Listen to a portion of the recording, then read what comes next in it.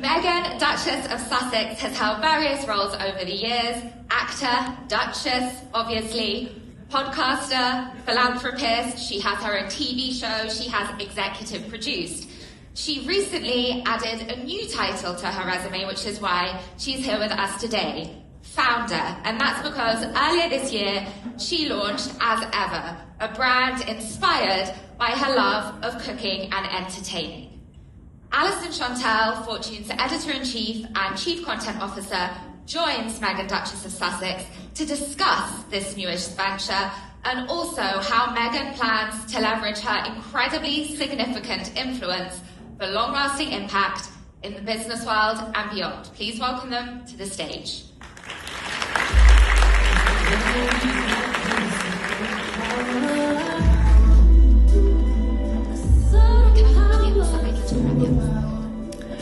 Good afternoon, everyone. It is so nice to see you. And Meghan, thank you for being here with us today. Thank you for having me. It's great. Hi, everybody.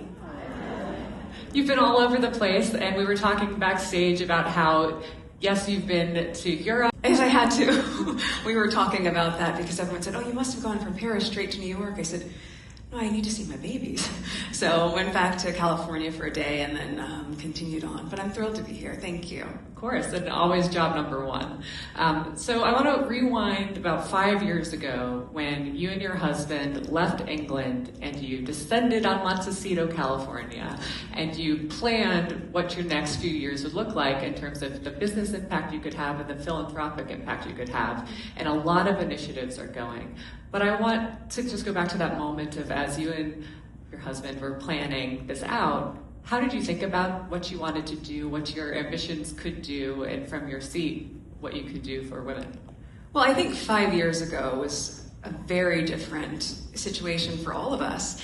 And, Archie was so little, and I had just gotten pregnant with Lily around that same time, so we were nesting and healing, and also, I don't know if I had the bandwidth at that time to think about what the big picture dream was. There was no plan. It was just, let's get through these next couple of years, create community, which was always so important to both of us in our new environment.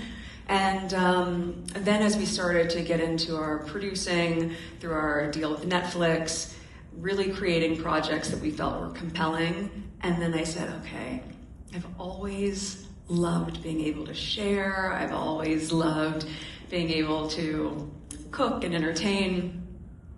Is there a business here?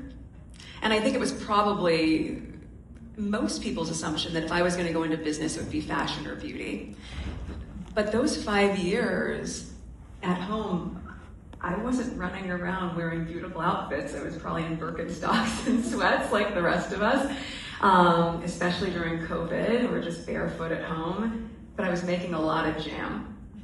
So it ended up becoming the thing that really was my passion project that I turned into a business. I think year one for any founder is just a lot of learns. And so we founded As Ever earlier this year. I think the first drop was in February or March. And what you're looking for is, what are the consumer behaviors and habits? What are the products that they're gravitating to? And I had this incredible fortune of having every SKU sell out within under an hour, which is amazing. And also you don't learn a lot. A lot about inventory management, supply chains, and all the rest. Oh my gosh. So then I was doing Confessions of a Female Founder as I was building this. I'd always loved the podcast, how I built this. And I thought, could we do something that feels a little bit like the tenor of how I'm building this? And really be candid, both talking to female founders who had scaled and sold, and equally to other founders that were on their first run, in many ways like I was. So I was learning from a lot of the women that I invest in and also that I'm friends with. But, I think my learns were to continue to give yourself the grace to have to pivot. And you do, because that first sellout, we said, great, let's 10x the inventory for the next seasonal drop. We'll get all the metrics that we need. And then it sold out within 4 hours, which again is amazing, but also not helpful.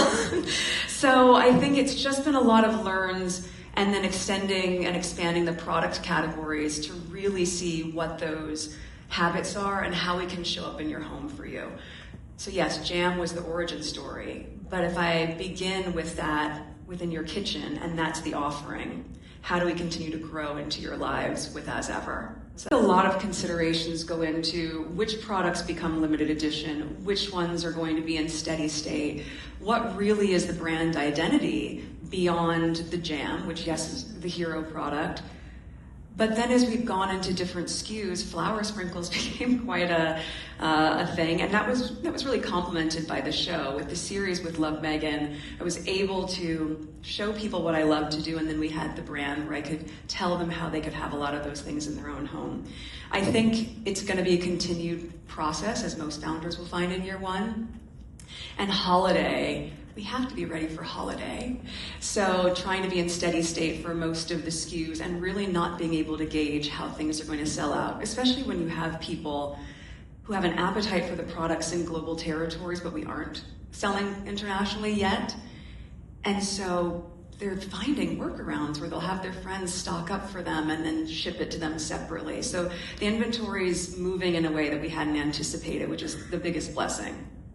And can you talk a little bit too about the show and how it matches with As Ever, the brand? In slightly different terms. I'm wondering if you could talk about what are the terms now and how has that helped you build As Ever? Yes, well, my husband and I were in an overall deal with Netflix, and then not dissimilar to Higher Ground and the Obamas deal. Once that had come to its term, the extension of it, which was such an incredible sign of the strength of our partnership, was now being in a first look deal, which is also exciting because it gives us flexibility to go to our partners first, and then at the same time to be able to shop content that might not be the right fit for Netflix but has a home somewhere else.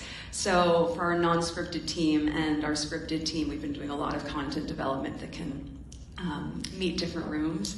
And then of course for the business, it's been incredible because when you have female executive leadership that is so supportive of me as an entrepreneur. What we've designed is being able to have so much robust support in year one, where you have the show complementing the brand, where content and commerce are meeting, and then still enabling me to have autonomy to build out my own team and scale it in the way that I envision. That will go on. The business will, of course, go on longer than a series. And so it's really been a partnership that I'm grateful for. With Love Meghan, will it be on Netflix? Do we know? Well, the holiday special is coming out in November. And it's a really good one. So I think looking at that format, again, it's a year of learns. So we're able to say 8 episodes for 2 seasons. It's a lot of work.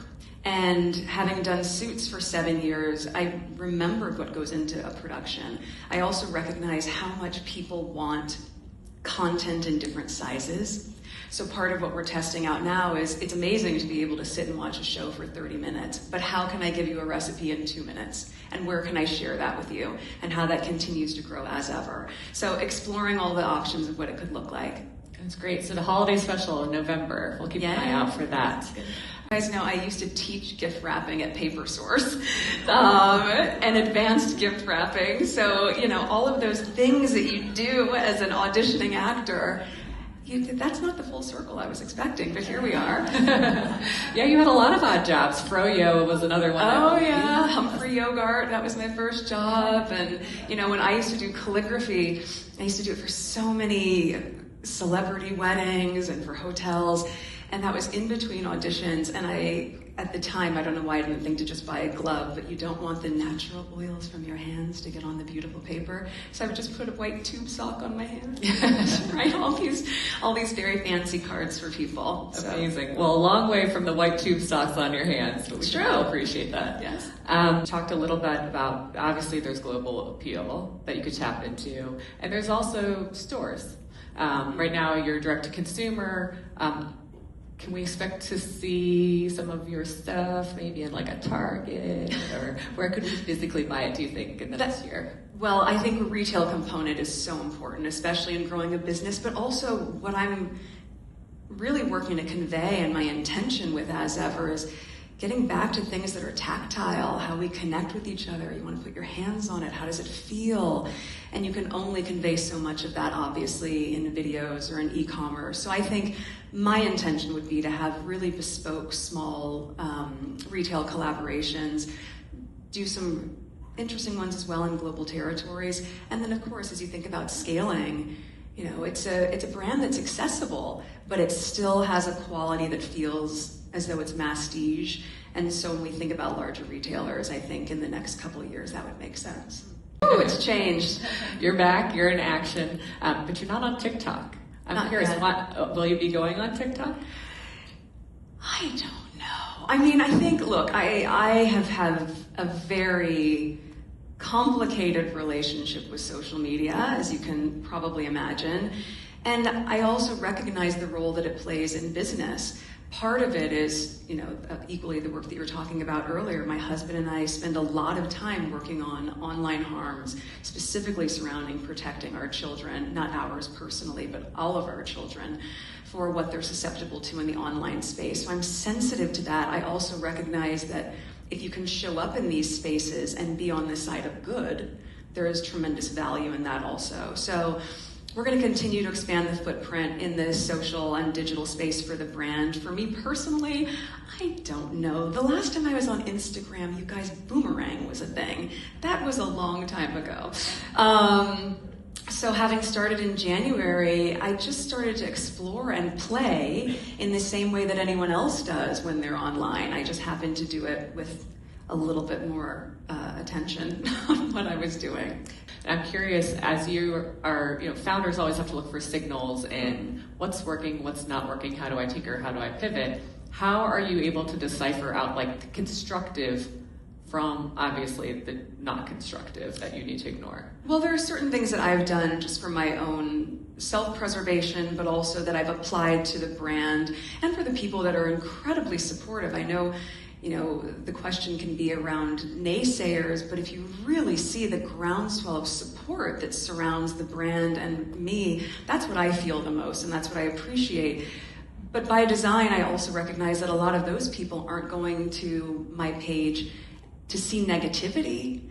And so not just protecting myself or the people that work with me, but also the supporters. So I don't have the comments section on. That's a choice. And yet part of that challenge that I was trying to solve for was, then how do I create community?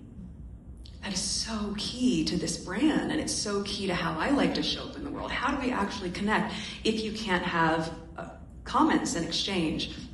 So my social media manager would send me screen grabs of different things that people were posting in their UGC, and I said, okay, what am I gonna do here? They said, you could do a text overlay and respond, and I said, oh no, in the same way that on my own camera roll at home, I'll zoom in and I can scribble a little note and send it to a friend. I've just started this construct where I will start writing in my handwriting a note to users who put up content. So I said, let's find small and creative ways to engage the community and let them know that I'm listening, that I really see and appreciate their feedback. So I think a lot of it is just designing what works best for you while also being really cognizant of what is going to help grow the business with an intentional and authentic point of view. And that's what I'm constantly working to try to achieve. Think about other formats that are not digital. Have you considered a cookbook? Could we expect that in the future? Maybe a magazine? What do you think? I love paper. And I really love, again, the sentimentality of what happens. We all have those cards or issues of a magazine that you've held on to for so long for whatever reason.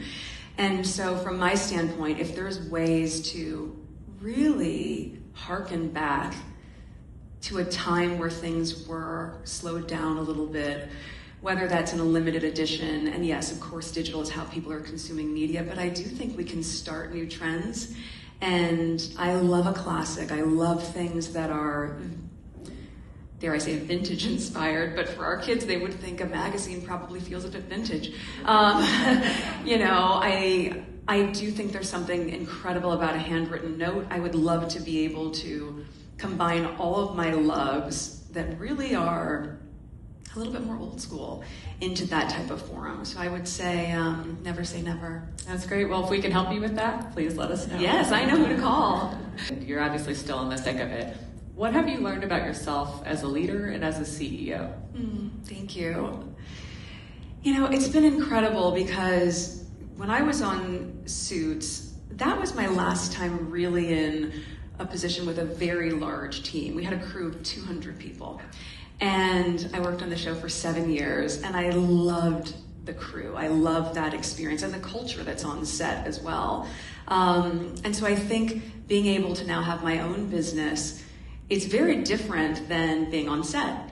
And even the set for With Love Meghan, that's a crew of 80 people. It's still a very large crew.